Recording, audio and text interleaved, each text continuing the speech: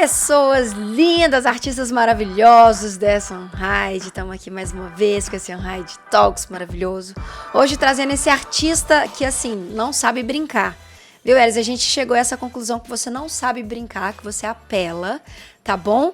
Eris Snail, bem-vindo ao nosso Unhide Talks, seu lindo. Yeah. Olá, muito obrigado. Primeiramente, pra você, quando você não sabe brincar, você não desce pro play, me ensinaram Não desce isso, pro play. né? Então a gente tenta, na medida do possível, fazer o melhor que a gente consegue, né? Muito obrigado pela oportunidade de estar aqui falando com vocês e tamo aí. Que isso, eu que agradeço. Acho que a comunidade inteira da Unhide agradece porque o seu curso, as pessoas estão muito ansiosas e muito felizes. Eu acho que por você estar tendo essa oportunidade de transmitir um pouquinho do seu conhecimento para essa comunidade de artistas. E esse papo aqui é justamente para conhecer mais um pouquinho você. Me conta um pouquinho da sua jornada profissional, como que tudo aconteceu na sua vida, um momento que você falou, cara, é isso, eu quero trabalhar com isso, faz todo sentido. Como que foi assim a sua jornada? Como que ela começou? Eu sou do interior de Goiás, né? De uma cidade bem pequena. E eu sempre fui aquela criança que sempre gostou de arte, assim. E desenhava na escola, desenhava na parede de casa, assim. Mas no interior é meio complicado porque como você não tem uma perspectiva do que trabalhar, esse tipo de trabalho ele não é muito incentivado, né? Então eu ficava lá na escola fazendo arte, o pessoal falava, nossa, você faz isso muito bem, né? Mas tipo, isso não dá dinheiro, né? Você vai ter que achar uma coisa que seja mais estável. O clássicozão assim de... Vai ser médico, vai ser engenheiro, né? E daí eu sempre levei meio como hobbyista, assim, eu comecei desenhando, aí depois quando eu comecei a me interessar por jogos, eu comecei a estudar 3D, mas sempre lá na cidade, assim. Então teve uma época da minha vida assim que eu tive uma epifania por causa de eventos assim ao redor, que eu percebi que se eu quisesse ter a oportunidade de trabalhar com o que eu gostava, né, que era com arte mesmo, se eu quisesse fazer isso eu tinha que sair de lá, né. Então eu juntei os meus R$10, a minha mala com um notebook que eu e meu pai a gente custou comprar, e eu fui pra São Paulo, né. E quando eu cheguei lá foi uma correria, porque foi a primeira vez assim que eu dependi diretamente do meu trabalho. Então eu meio que a minha experiência profissional ela é bem ligada com o quanto eu tropecei no caminho pra ganhar dinheiro, né. Porque tipo, como o mundo é movido com ele, eu tava numa situação assim, ou eu conseguia ou eu ia pra rua ou voltava pra casa, e eu não queria voltar pra casa, né? Eu queria tentar fazer as coisas que eu gostava. Então,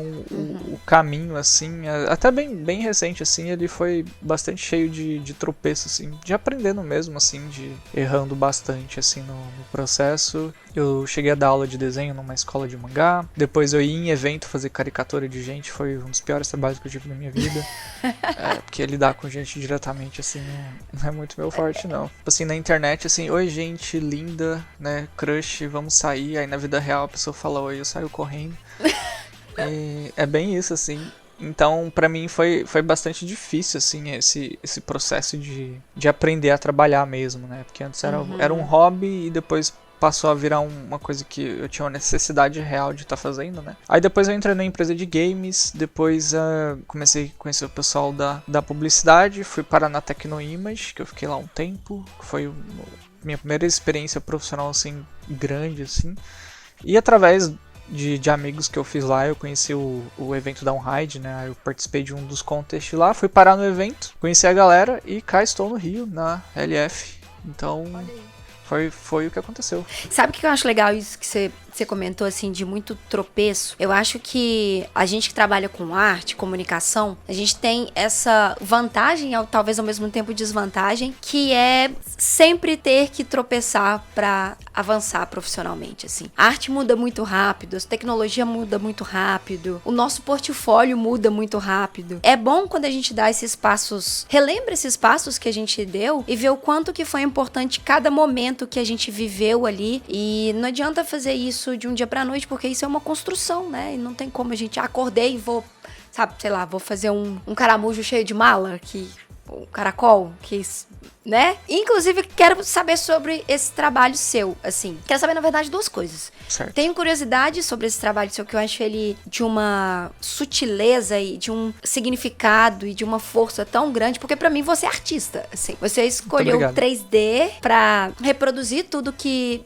existe dentro de você, né? Eu queria que você me contasse um pouquinho desse trabalho, especificamente esse do caramujinho ali, do caracolzinho, e se você pudesse me contar qual foi um trabalho que você fez, que você entendeu que foi seu ponto de virada, que você aprendeu muita coisa, ou que te deu mais oportunidade. A minha relação com arte, ela é muito passional, no sentido de eu vejo ela como uma forma de expressão muito honesta, né? Tipo, eu tenho uma dificuldade muito grande de falar coisas, né? Tipo, todas as épocas da minha vida que eu gostei de uma menina, eu nunca cheguei na menina e falei assim, oi, eu gosto de você. Eu fui lá e desenhei a menina, sabe? Porque pra mim era uma forma...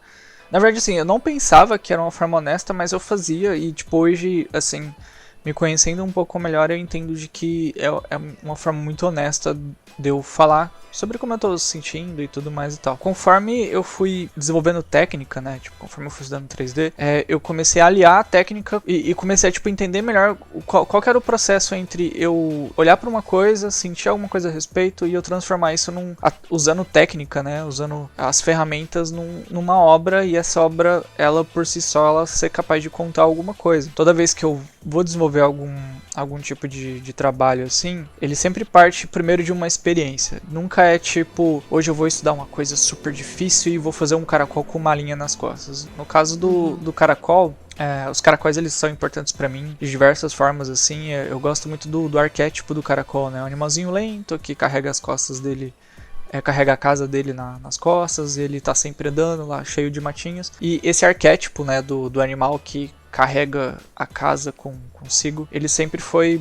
muito pessoal pra mim, porque tá ligado diretamente com a minha própria história, né, como artista, né. Então eu sempre usei muito o caracol pra expressar sentimentos muito pessoais, assim.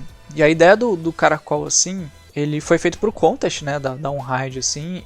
O tema era essa ideia, né, do Unhide, do que está dentro e sai, né. E eu pensei, assim, que pra um caracol, a própria ideia do caracol, ele é um animal que tá sempre escondidinho e daí ele sai, se revela, né. Aí eu pensei assim, e se a casa do caracol, ele representasse as experiências dele, né. Então, partindo dessa ideia, eu falei assim, o que é uma experiência pra um animal que anda com a casa nas costas? São viagens, né? Então, quando eu fui desenvolver ele, eu desenvolvi com o objetivo de ganhar, né, o concurso da Unhide, porque eu queria ir no evento. Não tinha tanta expectativa nesse sentido, mas eu usei para estudar. E também é muito pessoal, né? Então, ao mesmo tempo que eu aprendi muita coisa durante o processo, ele foi muito importante para eu também pensar a respeito sobre da onde eu venho, aonde eu estou e para onde eu vou, sabe? Artista, senhoras e senhores, eu falei que é artista, eu falei.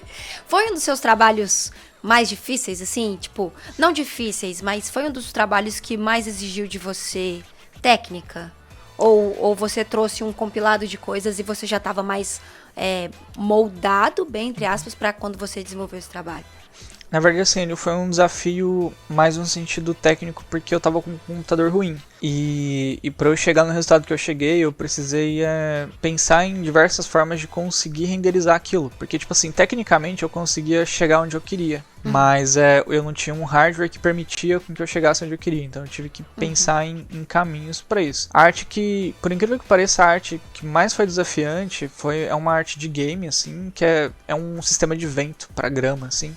Parece uma coisa simples comparado às outras coisas, mas fazer o movimento de grama ficar do jeito que eu queria foi um desafio, assim, que levou muito tempo, muita pesquisa, assim. Foi quando eu tive que mais me aprofundar tecnicamente na arte, assim, que é a parte que eu gosto bastante. Então foi um desafio bem hardcore, assim, mas eu fiquei bastante feliz com o resultado. Mas normalmente os meus maiores desafios, eles estão sempre na parte de desenvolvimento de jogos, porque jogo você não tem muito recurso para gastar, então você meio que sempre tem que pensar em como resolver uma situação da melhor forma possível, né? E a gente tem esse probleminha, de novo, entre milhões de aspas, porque a gente sabe o quanto que é difícil a gente conseguir um computador de qualidade aqui, as peças são muito caras, é muito difícil atualizar sempre, né, dar o upgrade sempre no computador para aguentar tanto fazer o que a gente quer ou entregar as coisas que a gente precisa entregar. Nossa, e os softwares, dependendo, são caros de ter. E a gente estava falando em off justamente sobre a sua relação com os softwares. Eu mencionei exclusivamente o Blender. E você falou que a sua relação com softwares de open source é mais íntima, assim. Por quê? Qual que é a sua visão e sua relação com softwares de open source? A minha relação com software livre, ela é bem parecida com a relação que eu tive sobre técnica e arte, né? Tipo, a minha visão de arte, ela cresceu junto conforme eu estudei, e o uso, né, de ferramentas, ele cresceu junto com o quanto eu vi, li e participei dos grupos sociais, né, políticos, religiosos nesse sentido. Quando eu fui aprender 3D, eu baixei o Blender porque era o único que cabia no pendrive que eu tinha, não tinha um computador em casa, então eu colocava no pendrive e estudava em Lan House. E ele era o único que cabia e era o único que era gratuito. Então esse foi o motivo de porquê eu comecei a usar ele. Mas conforme eu comecei a ficar um pouco mais politizado e pensar a respeito, eu comecei a reparar de que no mundo, assim, a gente tem alguns recortes sociais, né? Tipo, você tem pessoas que elas estão em camadas diferentes da sociedade. Isso acaba expandindo para várias áreas da vida da gente. Uma dessas áreas é a nossa área de arte, assim. E ela tem um grupo, né, que tem esse recorte. E esse recorte ele é ligado diretamente ao que as pessoas estão usando de ferramenta, porque essas ferramentas em algum momento elas ocuparam um espaço e se tornaram o mainstream, né? Então, tipo assim, se você quer ser o artista dessa área, você usa isso porque todo mundo usa, né? Sempre foi muito isso, e eu achava, assim, um pouco estranho, porque eu conseguia chegar no resultado dos meus amigos que usavam esse software, mas eu não usava ele, né? Então foi o primeiro toque que eu tive, que era assim, que a ferramenta ela não tem nada a ver com a qualidade final do trabalho. A qualidade final do trabalho são vários outros fatores, e a ferramenta ela é uma ferramenta, né, no processo. E quando eu comecei a ler sobre o open source, né, a ideia de que você tem um material de trabalho em que ele não é centralizado, né, tipo assim, não tem uma empresa que define o valor dele, de como que ele tem que ser, mas ele é desenvolvido por pessoas, por grupos, e cada pessoa dessa ela tem um objetivo diferente, e todas elas trabalham juntas para conseguir um resultado em comum, que é você ter o software funcionando. E para mim isso era uma ideia muito boa, assim, eu comecei a participar de grupos e ver que quando as pessoas estavam engajadas em causas comuns, de que a necessidade de você ter uma centralização da ideia, uma centralização do conhecimento, assim, ela era meio problemática. Então eu comecei a tipo, colocar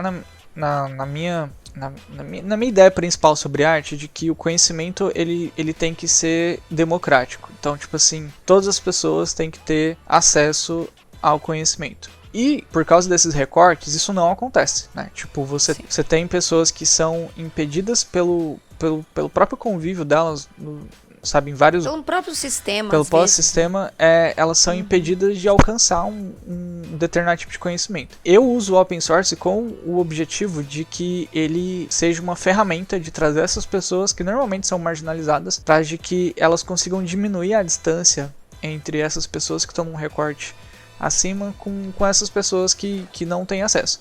Então, qual que é a ideia de defender o open source? Eu não estou falando só de Blender, estou falando de outras ferramentas, né? O próprio conhecimento em si. De que quando você não tem alguém definindo limites de o quanto você pode usar, quando você pode usar, o que você pode fazer, você consegue trazer pessoas que, se não fosse por essa situação, elas não teriam acesso a essas coisas.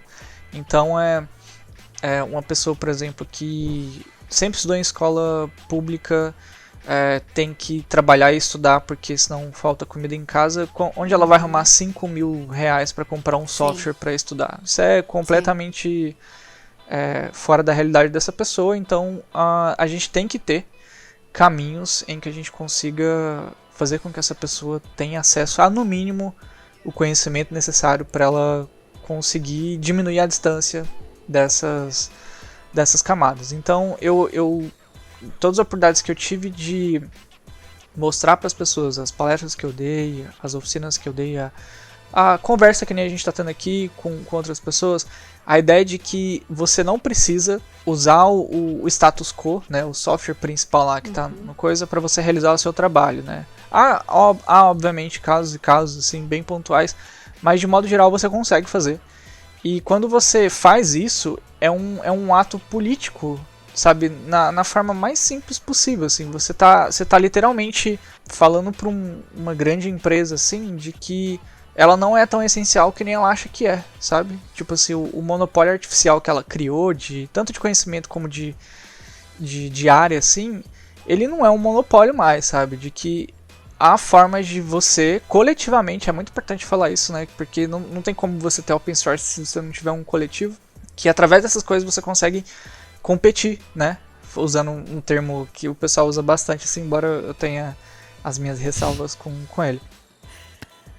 Gente, não, mas falou tudo que a gente precisa ouvir, que várias pessoas precisam ouvir, várias pessoas precisam escutar. Dá pra ver muito o quanto que você carrega a sua identidade na sua fala, carrega você, carrega as suas crenças, o que você acredita, o que você trabalha, os seus valores. Se dá pra ver isso na sua fala, então o seu trabalho, o seu portfólio, ele só reverbera ainda mais o profissional e a pessoa que você é. Então eu queria te agradecer de coração por esse bate-papo. E, pra fechar, queria que você contasse um pouquinho para as pessoas do seu curso na Unhide, do que você fala, do que você aborda no seu curso e dar os seus contatinhos, as suas redes sociais, onde as pessoas podem te encontrar. O meu curso, ele ensina a fazer uma cena completa, assim. Ele é um curso intermediário, né? Então, o ideal é você já ter alguma experiência com Blender. E nele, tudo que eu falei sobre você contar uma história usando essa imagem, eu explico um dos meus processos de chegar nisso. Então